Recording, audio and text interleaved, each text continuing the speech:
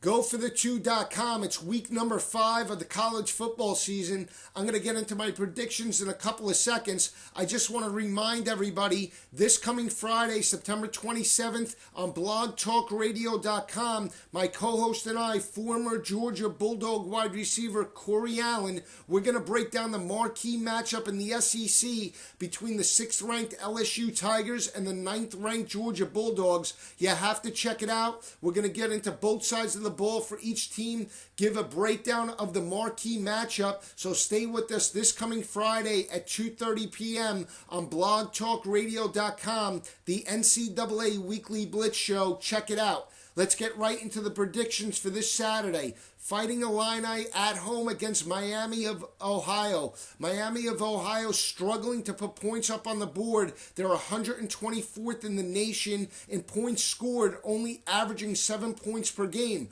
More importantly, they're averaging less than 100 yards per category in passing and rushing on the season. They're averaging only 89.3 yards per game passing, 60 yards per game rushing. That only equates to 150 total yards of offense. That's not going to get it done against a very physical offense and defensive line against Illinois. Nathan Scheelhaase, the Fighting Illini quarterback, having a very good season. He can beat you with his legs and his arm, and I think the Fighting Illini offense way too much for Miami of Ohio in this ball game. I think it's a dominant effort.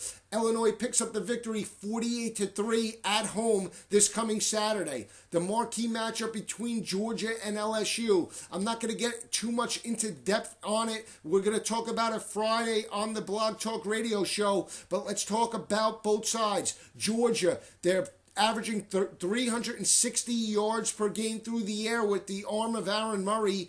LSU putting up 43.3 points per game. Zach Mettenberger, 10 touchdowns, only 1 interception. The rushing game, both teams have good running backs. Todd Gurley's explosive. Keith Marshall is a great compliment. When you look at LSU, Jeremy Hill, Alfred Blue, Terrence McGee, and you could throw Kenny Hilliard into that mix. Advantage has to go to LSU in that category. They have 4 good backs that they could plug in at any time. Wide receivers, Georgia has to try and shut down Odell Beckham and Jarvis Landry.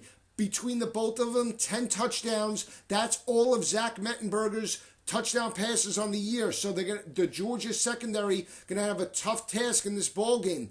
However, LSU creating a lot of penalties already during the season through 4 ball games.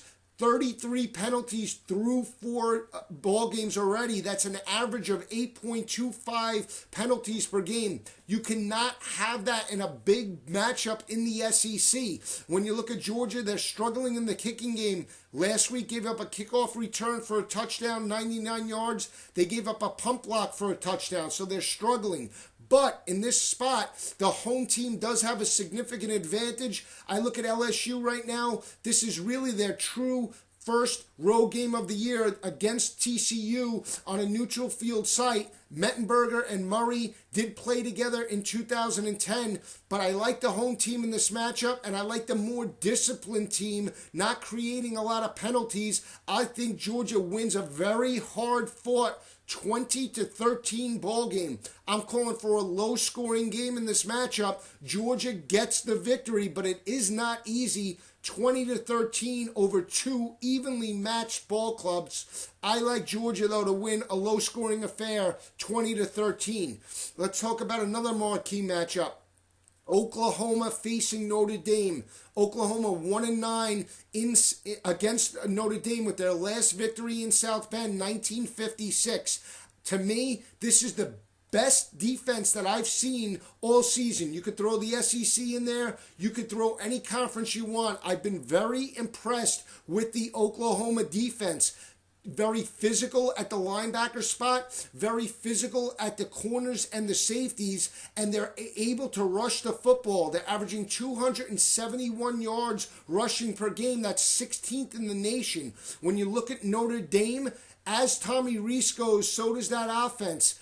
Tommy Rees, he's erratic a little bit early in the season. He struggled on the road against Michigan, throwing for a lot of yards, but he's been turnover prone, throwing interceptions in key spots. Notre Dame's only averaging 114 rushing yards per game. That's a lot different than last season where they were able to run all over the Oklahoma Sooners. I like Oklahoma's quarterback, Blake Bell. He threw for over 400 yards 2 weeks ago in the victory over Tulsa. And I like the fact that Oklahoma has a week to prepare for this matchup. So I think it's a big spot for Oklahoma to step up. They have the better defense, in my opinion. In my opinion as well, I think Bob Stoops comes out of the bye week with a good game plan. When you think about last year, Oklahoma struggled early in the season coming out of a bye week at home against Kansas State. I think they learned from that. I'm calling for a big victory out of Oklahoma in South Bend. They're 1-9, but I like the offense and defense for the Sooners in this matchup. I'm calling for a low-scoring game, though. I think it'll be a 24-13 victory for Oklahoma in South Bend. Let's talk about another matchup. Pittsburgh and Virginia. Evenly matched ACC teams. Pittsburgh's defense, though, is horrible, giving up 41 points per game. When you look at their quarterback, Tom Savage, the ex-Rutgers quarterback, he's a little bit erratic, too. I like the running back situation for Virginia, able to run the football. I like Mike London as coach. I think Virginia is coming along very nicely with Watford as their quarterback. He's only a sophomore. I think the offense is more of a controlled attack in Virginia, and they are able to run through between the tackles. They challenge the Pittsburgh defense and get the victory on the road in Pittsburgh, calling for a 28-17 victory by the Cavaliers on the road. Let's talk about another game. Marquee matchup, you could say. Undefeated Central Florida taking on the top-ranked South Carolina Gamecocks. Couple of things about this matchup. South Carolina 3-0 over UCF throughout the season, throughout their years actually. Their last victory coming in 2005. You want to throw another key stat out there.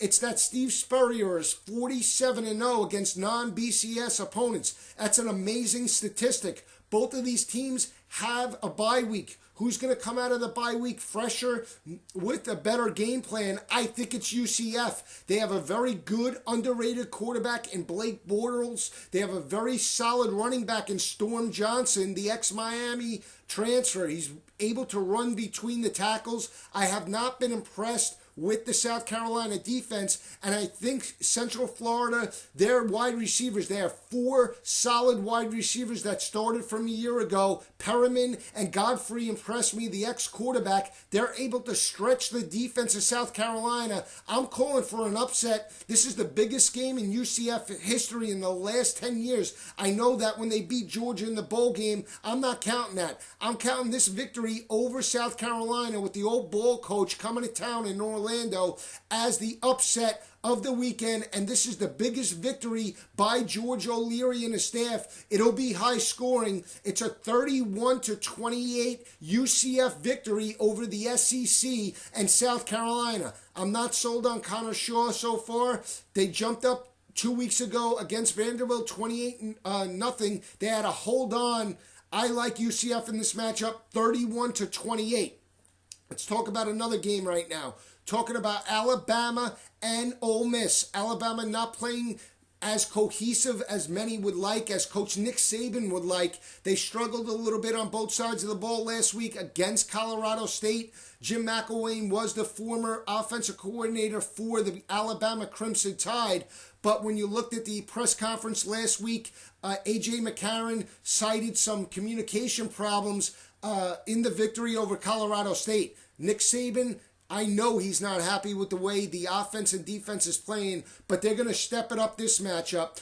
Alabama, 9 straight wins in the series against Ole Miss. This is another rematch of last year where Ole Miss and Bo Wallace traveled to Tuscaloosa. They lost a 33-14 game. So it's a rematch. They have to go back on the road to Tuscaloosa. They're undefeated at 3-0. But when you look at Ole Miss's victories, they played a gritty Vanderbilt team. They won last second victory in week 1.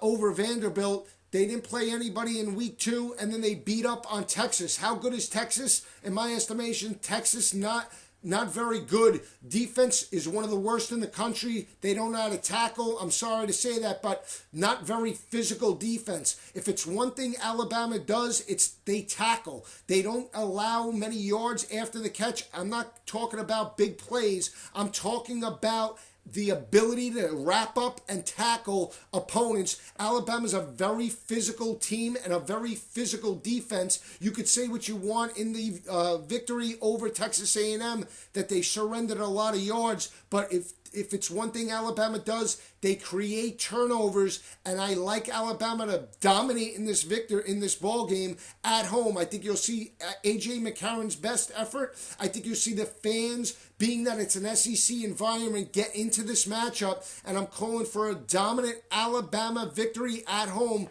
I think Alabama wins a 38-17 victory over Ole Miss.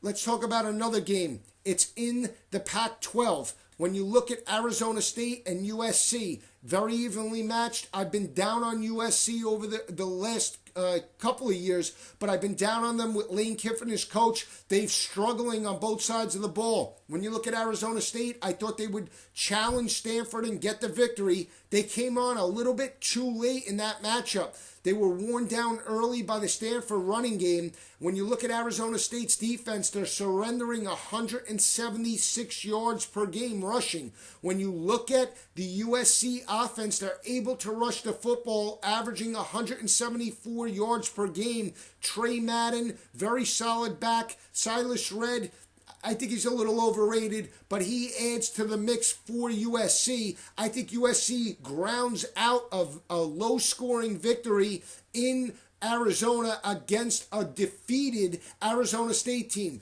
If Arizona State were to pull off the victory against Stanford, I think it would be a different story, but I think USC is catching Arizona State at just the right time, calling for a 28-21 USC victory over Arizona State. One more game, final game on the board is California playing Oregon. I know, I'm not sold on the Oregon Ducks. It's not that I don't think they're explosive. I think that their defense is suspect. I think that they're able to be rushed on. I think the way that you beat the Oregon defense is that you have to run the football. You have to be consistent in the running game, and you cannot go away from it if you fall behind. I think California, Sonny Dykes, a very good head coach. Sonny Dykes, even though he runs the spread, will use the running game in this matchup. I think they challenge the Ducks in this ball game. I think California, Pac-12 opponent, they already played Ohio State at home pretty tough. They go on the road to Autzen Stadium. I think they give Oregon a little bit more than they can handle. I think Oregon wins, but I think it's a very tough ball game, 41-31. Oregon wins a very hard-fought Pac-12 game over the California Golden Bears. Stay with me. Don't forget, this Friday, blogtalkradio.com, the NCAA Weekly Blitz Show, Corey Allen and I breaking down the marquee matchup in the SEC. Check out the site, goforthechew.com. Had a very informative interview with former Syracuse wide receiver Rob Carpenter yesterday. That's up on the website at goforthechew.com, so check us out all season long.